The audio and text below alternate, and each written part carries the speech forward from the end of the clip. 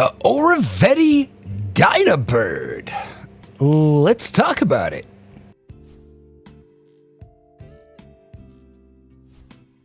This is a sample sent to me by Hifigo. This is a beryllium driver with 2 different chambers in it. Let's talk about this IEM's build quality. Now, the shape and comfort of this IEM is a little different than most IEMs. It is a bullet filling IEM, but it is a bullet IEM with a nice 2-pin connector. It is small and slender in the ear. It does have a slightly larger nozzle than some, but one of its problems is that it doesn't have the best fit stability for some people, but it is easy to fit. So it's kind of one of those IEMs, if you're just looking for something mellow that has an easy fit, that doesn't have that doesn't add a lot of pressure to your ears, this could be a really good IEM for you. Bullet style IEMs are kind of hard to come by good ones, and this is a good one. This cable is black and rich. It's a 2-pin cable connector. It's super easy to swap as a nice chin slider for those people that need it. It feels nice in hand. It feels supple. It sits pretty well. It has no major fault to it. It comes in just a 3.5 connector, but it doesn't really have any problems being driven, and it's just a nice, easy, sleek-looking cable with no issues. The case is also handsome as well. It's kind of a thick, chunky case. You could kind of probably fit like maybe a small DAP or dongle in this case as well as the IEM. It looks nice. It feels good in hand. It's handsome. It has a nice selection of tips. Now, this IEM is a nice little bass IEM. It has good bass and some interesting things going on. I would characterize it as a V-shaped tuned IEM. Okay, the graph of the Oriveti Dynabird. It's not a bad graph. It does have a lot of energy, right around 2K.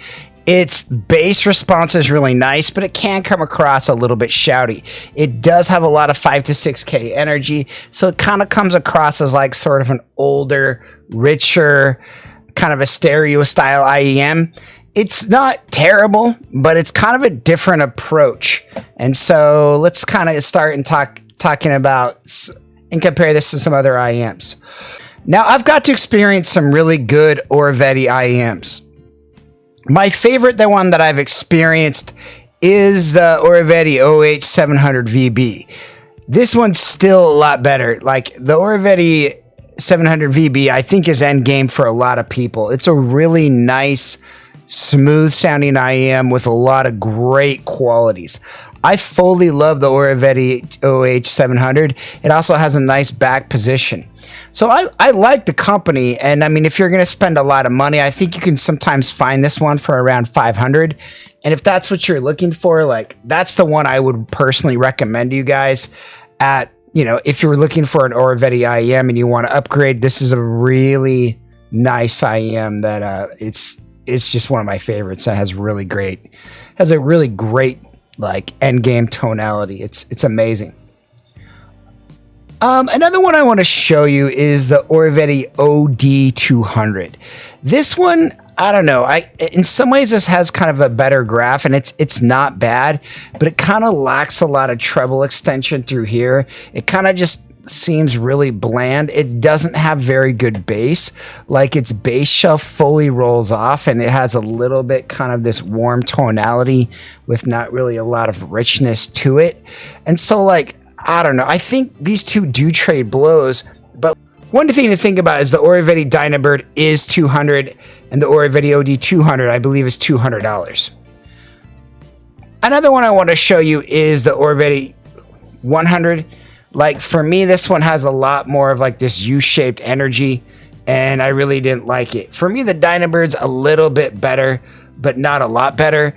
There's the build quality overall. The Dynabird much more smooth. It's much more organic. I feel like that it has way less energy at 3K. I feel like it has a little bit less scooped mids. And it's to me, it's an overall better set. Like, I kind of like the Awful Explorer a little bit better. It has like similar bass qualities, but it's just upper treble extension is a lot better. I think some people might like the mid response of the Oriveti Dynabird, but for me, it just felt a little bit too much energy, but it's really not bad. For me, it was like kind of this overall like upper treble 6 to kind of 8K spike in energy here.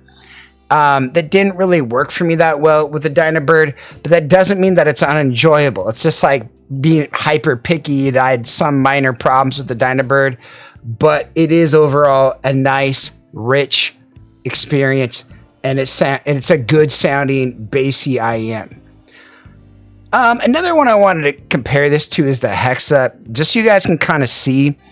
Like, oftentimes when you get like spikes or early energy, it can come across a little bit shouty to some people. If you know you're shouty to an IEM like this, I would highly recommend to maybe hold off on that. But if it doesn't really bother you, it's something to consider. Like, if you're kind of like me where you really want a bass shelf, the Dynabird could be a really good IEM for you. But if you already own a Hexa and the bass shelf is fine for you, I don't think the Oriveti Dynabird is going to be the one for you. It's a much more V-shaped presentation that's kind of fun. Let me show you an IEM. I didn't really plan this, but let's go and look at the Phoenix-Call real quick. All right, so we got rid of the Hexa. Look at the Phoenix-Call. And if we look at something, we normalize this at, say, 500. And heck, we can even add in the Dark Phoenix here if you want, because I reviewed that also on channel. These are also considered V-shape, but you'll notice that like the Dynabird has a lot smoother bass, and so I think their bass is a lot cleaner. It also has this like later bump of energy, and I think that's a lot more tolerable and better, whereas rather than this 1K energy peak. And so for me, like if you're looking for kind of a V-shaped tonality, the Dynabird does have a lot of good qualities, and its overall sound is enjoyable despite having that 1K peak. For me, this is kind of what I don't like when it's really high or when it's really high here. But like the Dynabird has a nice overall sound. One thing to look at is, say, the EM6L, which a lot of people have really praised. You can tell that the Dynabird has better bass. They both kind of have like a similar mids approach. The Phoenix, and they both kind of have some different energy. Like they kind of trade energy a little bit here and here. So like for me, the Phoenix it has nice extended treble, but its overall mids are just kind of, like it works for some people and kind of rounded, but it's not exactly what I was looking for in my sound. At this price, you could also kind of stretch towards the Super Mix. I think the Super Mix has similar bass. It has better extended upper air. It's upper mids, and it's more of like a Harman S style tune. To me, it's a better set. And the main reason to get the Dynabird would be maybe price. Maybe you really like the design or the build quality. Or you really just need a bullet-sized IEM because you really don't want something. And that's also another thing to consider. All right, let's rank the Oriveti Dynabird up. I like the Oriveti Dynabird. It's a fun set. It's a fun V, but it's not something I would typically go for as far as a neutral tuning. I think if you're looking for a neutral tuning, and if I was only accessing this based off of my graph, I probably would give it a little bit of a lower score. But as a V-shaped set, I like what it does. I think it has strong bass. I think its upper mids are acceptable and tolerable. I think its upper air and detail is also acceptable and tolerable. I love the build quality of it. I think it has a nice overall full package, a great wire, a great beautiful design, and its sound is fully enjoyable to the point where I have no problem recommending this to you guys if you know you're after a V set.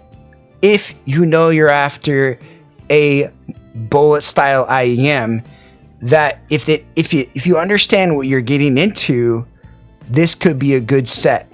Again, sometimes we have to know whether we want a neutral set or we want something smooth and relaxed and neutral. And I think I've talked about a few options, like maybe the Afu Explorer. Even something like the Tension for you, if you're looking for something with a little bit better upper mids, might be the way to go. And so this is what I call kind of a flavored set. when I reviewed the Project M the other day, some people said, I'm just basing everything being the same. And that's not really the case. I base it off of ears and off graphs, and I look at it to see if it matches any part of my target, whether I like any parts of it. I really like the base of this. I think the mids are very acceptable, and it just has that hint, that touch, that little bit extra fun to be a good set, so it can contrast with other sets that you might own. Like if you're, again, sometimes people also want what we call a banger set, where you can just kind of throw it on your desk and not have to worry about it because you might have other expensive sets to play with. This could be one of those sets, maybe a set to take to the gym or on walks that you don't want to have to lose or risk breaking because it's an expensive, nice set. It has great build quality and a lot of good characteristics to look at it. And that's why I think it's still a good and solid set that I can recommend to you guys. This is a funny hobby. This is a hobby that has a lot of different styles and approaches. Certain people want certain qualities or characteristics out of their IEMs. This to me is a really interesting IEM. It fits really well. It's so handsome.